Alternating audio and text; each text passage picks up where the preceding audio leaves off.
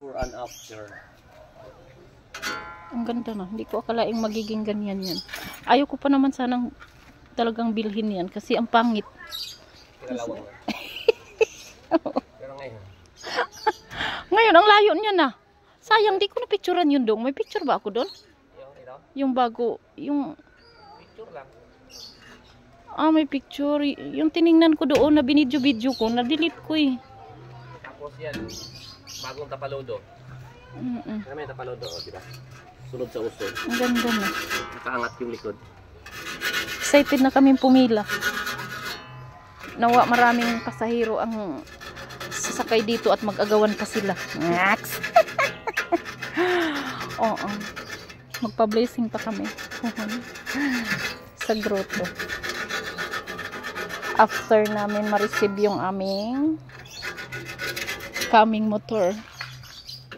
Ayan. Kasi papalitan namin to ng motor eh. Ipo-for-sale din namin tong motor na to, Barako. Kasi nahirapan ako dito sa Barako mag-start. Nasanay talaga ako sa Yamaha. Kaya gusto ko YTX. Kaya dispose na namin tong aming motor. Kasi ipalit to sa aming ibabiyahe pohon dito sa 78. Let's go. Oh, let's go na. Yung Barako. Di ako hiyang sa Barako eh. Hindi rin ako hiyang mag-gas niyan. Kaya lagi kami nauubusan. Walang pasok. Lagi kami nauubusan ang gas nito. Di ako sanay kasi doon sa STX dati, maramang good to siya naitubod. Parang di siya naubusan ng gas. Tipid? Oo, tipid. Kaya nga sabi ko eh, kaya dito pagdating sa Barako, lagi na kaming nauubusan dahil mali na yung estimate namin eh.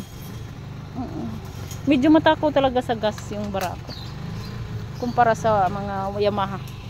Kaya balik talaga kami sa Yamaha YTX, kaya i-dispose na rin namin to pag nakuha namin yung YTX puhon. Thank you so much for watching.